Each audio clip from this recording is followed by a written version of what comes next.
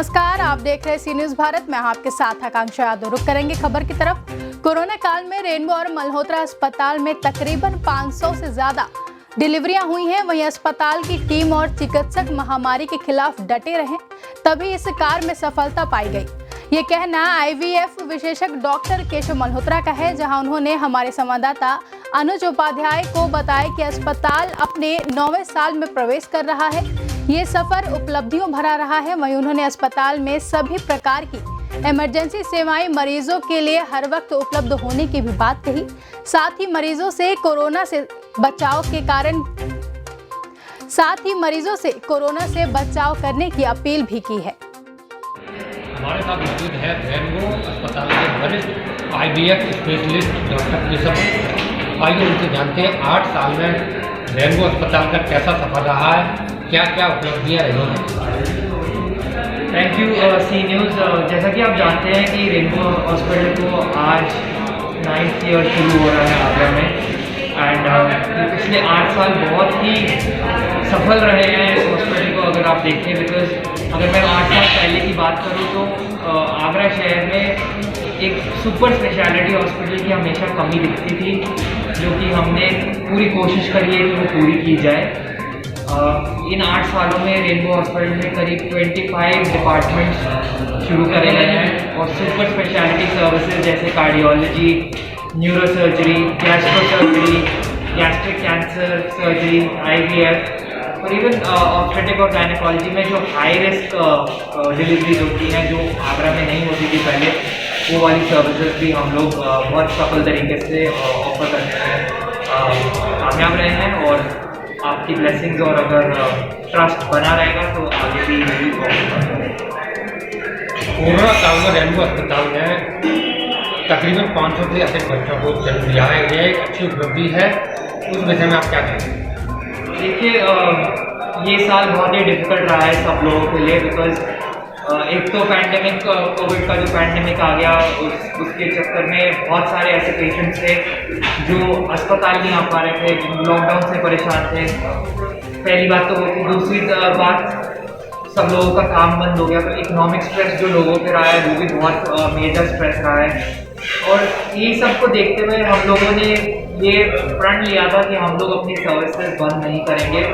बहुत सारे अस्पताल ऐसे थे जो बंद हुए, स्पेशली नॉन इमरजेंसी सर्विसेज जो थी वो बंद करी गई। और हम लोगों ने पूरे टाइम मार्च से लेके अभी तक सारी सर्विसेज इस हॉस्पिटल की स्टार्ट रही हैं। और जैसा कि आपने बताया है कि कोविड के टाइम में करीब 500 डिलीवरीज रेनबो हॉस्पिटल और मल्होत्रा नर्सिंग होम दोनों में अगर आप देखें तो उससे ज़्यादा ही हुई हैं। और इवन IVF की अगर मैं बात करूँ तो ये वाले बहुत सारे पेशेंट हैं जिनके पास समय नहीं होता है, जिनके बच्चे नहीं हो रहे हैं, और आर्थिक जो प्रॉब्लम्स है वो भी देखते हुए IVF की सर्विसेज भी लो कॉस्ट पे ये पिछले 6 महीनों में ऑफर करी गई हैं। और इससे भी करीब 500 लोगों का हम लोगों ने इन सर्विसेज को प्रोवाइड करा दिया है। अगर हम IVF प्रणाली की बात करें तो क्योंकि आप स्पेशलिस्ट हैं, तो लोगों को थोड़ा IVF के विषय में बताइए, किस तरह से होता है और अपने क्या कॉस्ट आती है, क्या करना है। देखिए, IVF उन पेशेंट्स में ऑफर करा जाता है जिनको जो 1 साल तक रेगुलरली ट्राई कर रहे हैं और उनको बच्चा नहीं हो रहा है। सो मेनली उन लोग जैसे कि वो बचपन से पीड़ित हैं। और ये एक बहुत बड़ा मिथ होता है लोगों के मन में कि IVF बहुत ही एक्सपेंसिव इलाज है। बिकॉज जैसे कि अगर मेरे पास 100 पेशेंट आ रहे हैं IVF के, 15% ही ऐसे पेशेंट होंगे जिनमें IVF या टेस्ट ट्यूब बेबी की तकनीक की ज़रूरत होगी। बाकी 85% जो पेशेंट्स हैं उनमें दवाई से या छोटे ऑपरेशन से या छोटे इलाज से उनको बच्चा हो जाता है। तो ये समझना बहुत ज़रूरी है।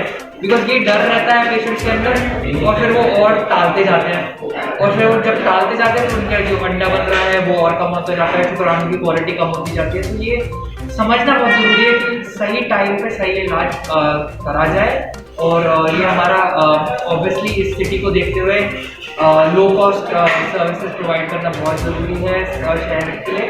और अगर आप IVF का ट्रीटमेंट का कॉस्ट देखिए तो सब मिला के अगर मैं बात करूँ तो 1 से सवा लाख के आसपास का खर्चा आता है पेशेंट को। बट जो इस हॉस्पिटल में सर्विस प्रोवाइड होती है, हमारे जो सोसाइटी है, Indian society of assisted reproduction, 50,000 तक का EMI या EMI भी नहीं कहूँगा, ग्रांट पेशेंट्स को देती है जो बहुत ही लाइक जो बिलो पॉवर्टी लाइन है या जो बहुत ही आर्थिक उसमें से संकट है, तो उन पेशेंट्स के लिए करीब 50,000 का इसमें ग्रांट इंडियन सोसाइटी भी देती है, जो इसका फ़ायदा लोग उठा सकते हैं। वर्तमान जीवन शैली के कारण बांझपन की समस्या अधिक बढ़ गई है। क्या लाइफ स्टाइल अपनाएं जिससे इस परेशानी से कम हो सके?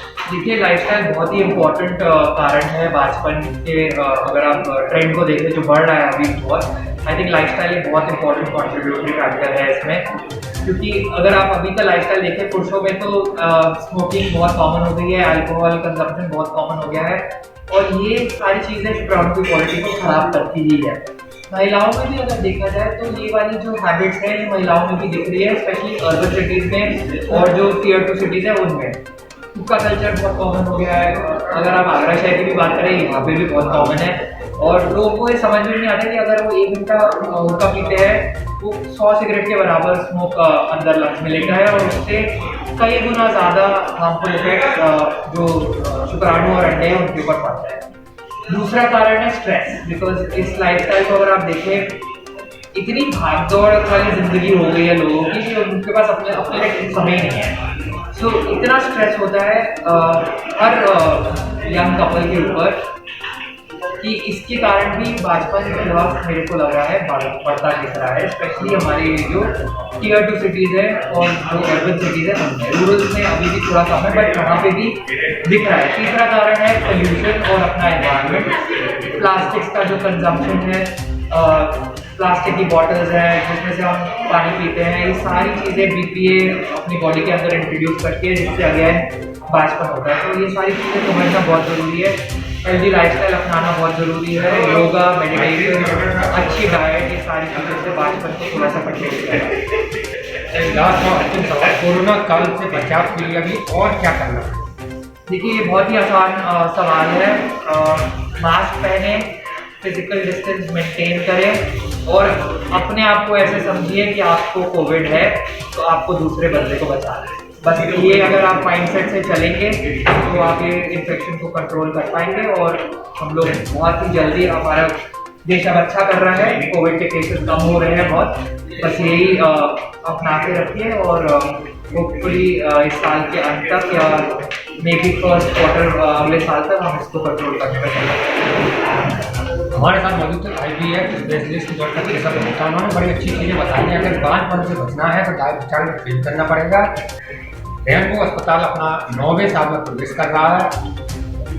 विशेष प्रकार के स्पेशलिस्ट हमारे हॉस्पिटल में मौजूद हैं।